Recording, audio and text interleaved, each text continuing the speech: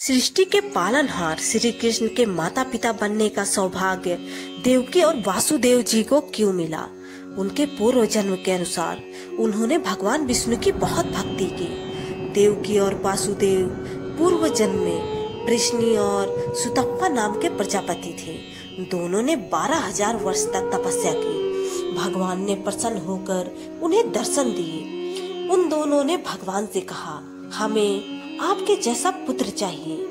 भगवान उनकी भक्ति से इतने प्रसन्न थे, उन्होंने 3 बार कहा, तथास्तु तथास्तु तथास्तु। इसलिए भगवान श्री हरि उस जन्म में उनके पुत्र बने और वृष्णि गर्भ नाम से विख्यात हुए। दूसरे जन्म में श्री हरि अदिति और देव ऋषि कश्यप के पुत्र बने। उनका नाम उपेंद्र था। छोटा आकार होने के कारण उनके अवतार को वामन भी कहा जाता है। अपने तीसरे जन्म में वह दोनों देवकी और वासुदेव के नाम से प्रसिद्ध हुए और श्री कृष्ण के रूप में श्री हरि ने जन्म लिया। जब उन दोनों ने वर मांगा था कि हमें आपके जैसा पुत्र पैदा हो, तो श्री हरि ने 3 बार उन्हें तथास्तु कह दिया, पर उन्होंने सोचा कि मेरे जैसा तो मैं ही हूँ। इसलिए उन्होंने अपने वर को सच करने के लिए 3 बार स्वयं जन्म लिया और उन्हें 3 बार अपने माता पिता बनने का मौका दिया।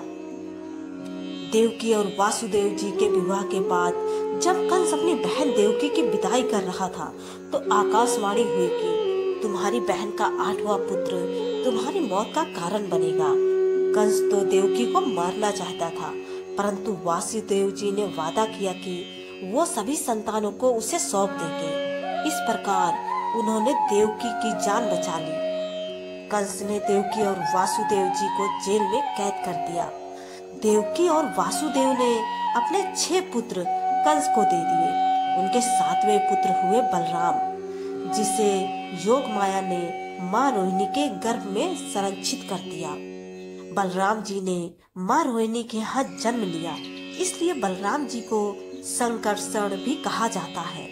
जब उनकी 8वीं संतान श्री कृष्ण जी का जन्म हुआ, उस समय जेल के दरवाजे अपने आप खुल गए और जेल के पहरेदार सो गए। वासुदेव जी ठाकुर जी के कहने पर उनको टोकरी में रखकर जा रहे थे, तो यमुना नदी उफान पर थी।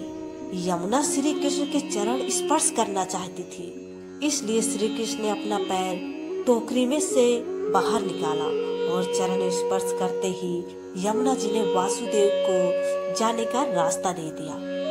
वासुदेव जी ने श्री कृष्ण को नंद और यशोदा जी की बिटिया योग माया से बदल लाए। जब कंस ने योग माया को मारने का प्रयास किया, तो योग माया ने कंस को बता दिया, तुम्हें मारने वाला गोकुल में पैदा हो गया है, और यह कहकर योग माया गायब हो गई। कंस ने उस समय जितने भी बालक वहां पैदा हुए, सबको मारने का आदेश दिया। उसने श्री कृष्ण को मरवाने के लिए कई राक्षस भेजे, लेकिन नारद जी ने कंस को बता दिया कि बलराम और कृष्ण ही देवकी और वासुदेव के पुत्र हैं।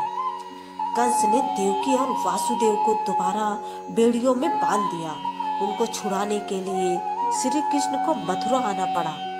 उन्होंने कंस का वध कर दिया और अपने माता पिता को छुड़ा लिया। जय श्री कृष्णा। अगर आपको यह मेरी जानकारी अच्छी लगे तो शेयर जरूर करें।